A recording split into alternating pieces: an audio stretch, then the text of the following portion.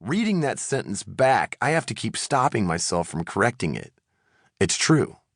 Donald Trump is the president. He ain't my fucking president, but he is the president. And we'll leave it at that. I'll bet boners to nipple clamps that I was just like most of you, glued to CNN in pure dread as Trump's numbers kept getting higher and higher. So many people were texting me saying, "Is this really happening? What the shit?" I kept myself from losing it by calming them down, saying, "Don't worry, it's still early. It'll be fine. Our country can't be that fucking stupid." And then, by the time Pennsylvania fell, I sat stunned on my sofa, realizing that my country was in fact that fucking stupid. I whispered a quote from the original Planet of the Apes when Chuck Heston sees Lady Liberty up to her tits in the sand and shouts, "You maniacs! Damn you! Damn you all to hell!" This book started out very different. It started out with a disclaimer about the dangers of foisting a despot like Donald Drumpf, real family name, on this country. It talked about a Hillary victory I was so sure was going to happen. I wasn't really that invested in her per se. I just didn't want the Cheeto to win. I had faith that it wouldn't happen, that most blue-collar people would come to their senses and go the other way. But that never happened. And in fact, it got worse. The GOP, otherwise known as the Republicans, ended up keeping their majority in the Senate and doubling down on their supermajority in the House of Representatives, paving the way for a whole lot of bad defunding to go down. So the presidency and Congress are held by the Republicans, while the Supreme Court, the other third of our 3 tiers of government, was stuck at 8 members because Congress refused to allow Barack Obama to nominate a new judge. Let's hear it for Gorsuch, ladies and gentlemen.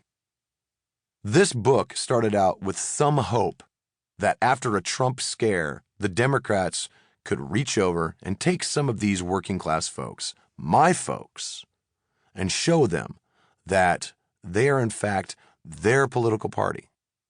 It started out with a vision of seeing the GOP eat a lot of crow for tying their carts to a chauvinistic cocksucker afraid of his own shadow who is easily goaded into saying something pathetic.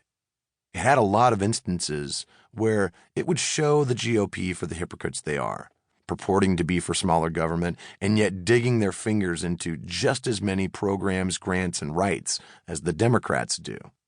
I wanted to break this shit down like a DJ after a wedding for you all. And then he won. He fucking won. No matter what he'd said or done, no matter how vile and fucked up he was or was going to be, no matter how much he'd lied and lied and lied and fucking lied, he'd won. In the big game at the political table, he'd played his trump card and beat the House, setting it back a few points to be sure. When that happened, I walked over to the computer on which I write my books, opened up all the chapters I had already started on, highlighted hours worth of words, work, and effort, and deleted it all. Highlight, delete, start again. It hurt.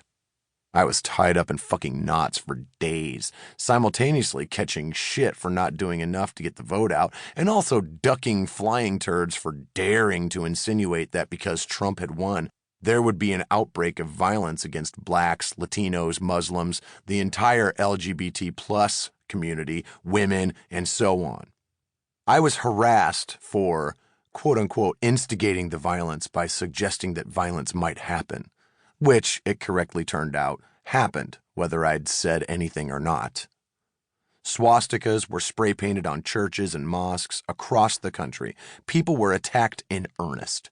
Angry white men shouted their contempt for anyone who had the audacity to be neither white nor male on flights and on subway cars. I can say this because there are videos of this happening. There are videos, and no one was arrested or taken to fucking task over it. No punishments for obscenity or vocal hate.